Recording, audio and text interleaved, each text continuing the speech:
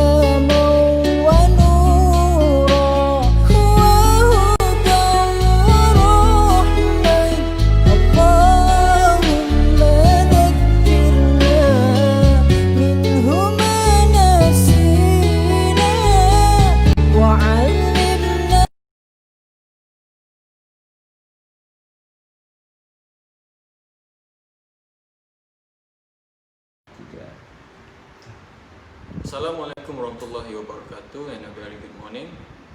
My name is Hafizullah bin Muhammad Khairi, and today we'll be continuing our lesson or our online teaching. Today I will be sharing on the educational institutions in relation to Islam. Islam has from its inception placed a very high premium on education and has enjoyed a long tradition, a long and rich intellectual tradition. Knowledge or ilm occupies a significant position within Islam. It is evidenced through more than 800 references that is made in the Quran. And the importance of education is repeatedly emphasized. For example, in Surah Al-Mujadilah, verse 11, Bismillahirrahmanirrahim, God will exalt those of you who believe and those of you who have knowledge to high degrees. And Sadaqallah. Such verse provide a forceful stimulus for the Islamic community to strive for education and learning. And Islamic education is uniquely different from other types of educational theory or practices, largely because of the all-encompassing of Quran. The Quran serves as a blueprint, a comprehensive blueprint for the individual, for the society, and lastly as a source of knowledge, the primary source of knowledge. And the advent of the Quran in the 7th century was quite revolutionary for the illiterate Arab society, because the Arab society has enjoyed a very rich and, I would say, resourceful oral tradition, such as the writing of poetry and storytelling. However, the Quran was considered the word of God, so as much as they like, the rich oral tradition will never compete with the high status and level of the Quran. And the Quran is needed to be recited and to be wrote down and recited for the purpose of to access the full blessings of the Quran. And thus education in Islam basically derive its origin from a very symbiotic relationship through the human intellect and through revelation of God, which is the Quran. And in Islam, the Arabic language has 3 terms for education. It represents the various dimensions of the educational process perceived in our religion. The most widely used word, firstly, is ta'lim, which derived from the root word of alima, which is to know, to be aware, to learn, and to perceive. This means that knowledge is something that must be sought of through instruction and teaching. Secondly is tarbiyah, from the root word of rabba, which is to increase, to grow, and to rear. This implies a state of spiritual and ethical nurturing in accordance with Islam, with the will of God.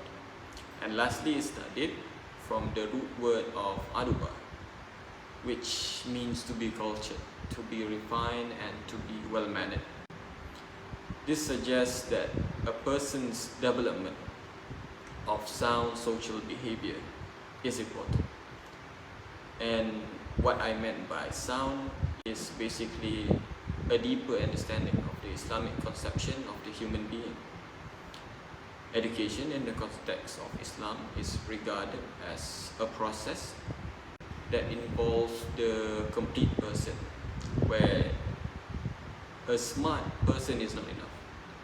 In order to be complete, a man must have rational, spiritual and social dimensions.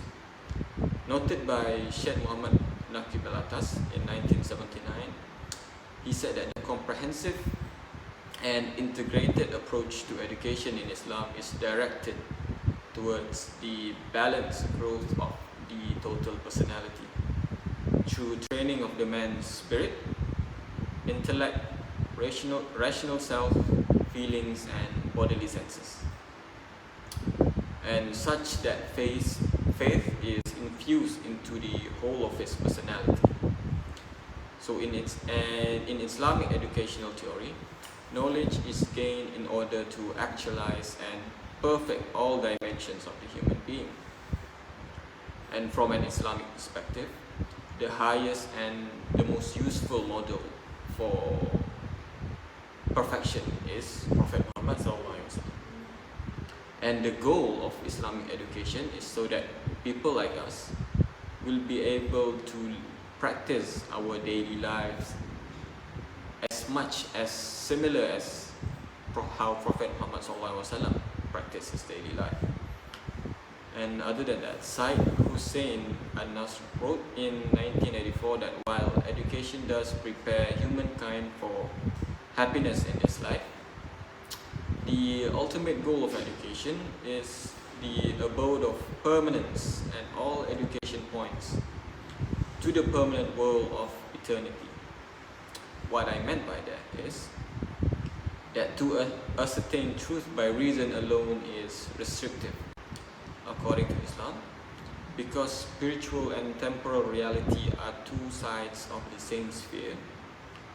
Many Muslim educationists argue that favoring reason at the expense of spirituality interferes with balanced growth. So education alone is not enough.